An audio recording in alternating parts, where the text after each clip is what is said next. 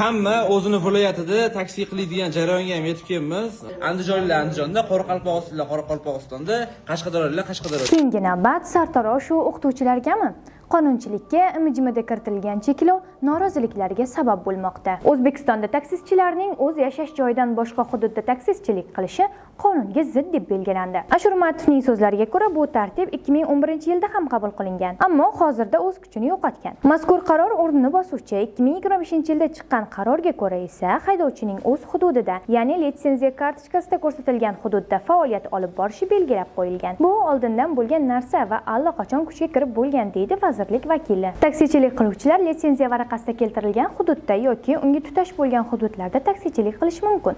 Soddaroq qilib aytadigan bo'lsak, sizning mashinangiz bor va uning davlat raqami Toshkent viloyatidan ro'yxatdan o'tgan, ya'ni 10 raqamli nomer berilgan.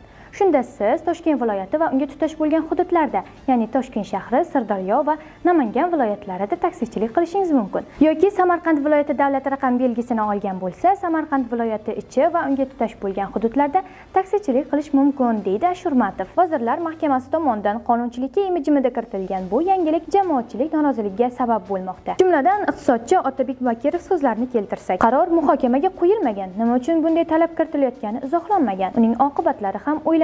10 minglab odamlarning nafratini qo'zg'aydigan bu qarorni lobbisti kim bo'lganini o'zingiz uchun tasavvur qilishingiz mumkin. Bu qaror qaysi aql bilan nima maqsadda qabul qilingan shaxsan menga tushunarsiz. Xo'p, endi nima bo'ladi? Endi Toshkent shahrida taksichilik faoliyati bilan shug'ullanayotgan 10 minglab O'zbekiston fuqarolarida bir necha variantlar qoladi. Birinchidan, mashinasini sotib Rossiyada mardikorlikka ketish, viloyatlarga qaytish va ishsizlar yoki kambag'allar armiyasini ko'paytirish, kamida 5,5 million so'm pul sarflab o'z mashinasini toshkentlik qarindoshi yoki tanishi nomiga o'tkazish, keyin ijarada yoki ishonchnomada taksichilik qilish. O'tgan yomon zamonda 100 minglab o'zbekistonliklar Toshkent shahridagi o'z uyini boshqalar nomiga rasmiylashtirilib va ijara shartnomasi qilib yashashiga to'g'ri kelardi. Xuddi shu buzuq praktika qaytmoqda. Masalan, xususan avtomobil raqamiga oid bo'lgani uchun lobbi aynan raqam qirollaridan chiqqanmikin degan gumon ham keladi. Chunki oxirgi chora sifatida viloyatlik haydovchilar Toshkent raqamlarini olishga majbur bo'lishadi. Tabiiyki, poytaxtliklar viloyatliklarni kamsitishga oid bu qarorni oqibatlarini cho'ntaklarida sezishadi. Taksi narxlari oshadi, yo'nalishsiz taksilar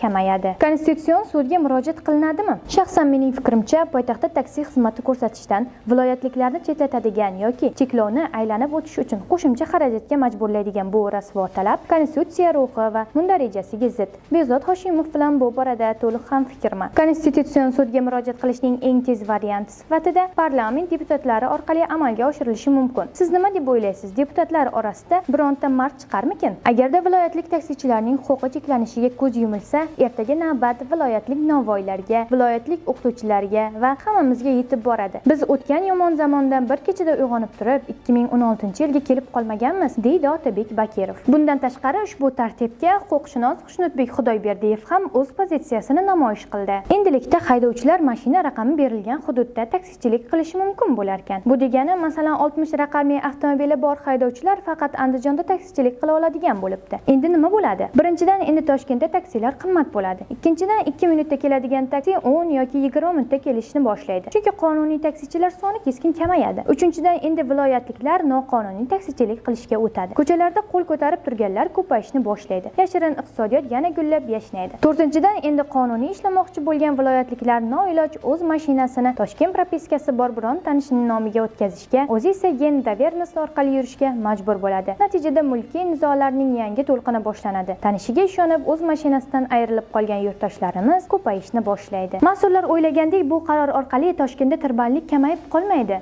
Hamma o'z viloyatiga qaytib ketmaydi. Ish yo'q joyda nima bor? deydi Xushnudbek. Bunga ishonayotganlarning yoki o'zi ahmoq yoki boshqalarni ahmoq deb o'ylaydi. Eng asosiysi, propiska rejimi rasman qaytgani bilan hammani tabriklayman. Qanchadan qancha qonun yutishlar orqali bir amallab yo'qotilgan la'nati rejim taksichilar misolida yana ortga qaytibdi. Konstitutsiyaga zid bo'lsa ham baribir shu qarorni qabul qilishibdi.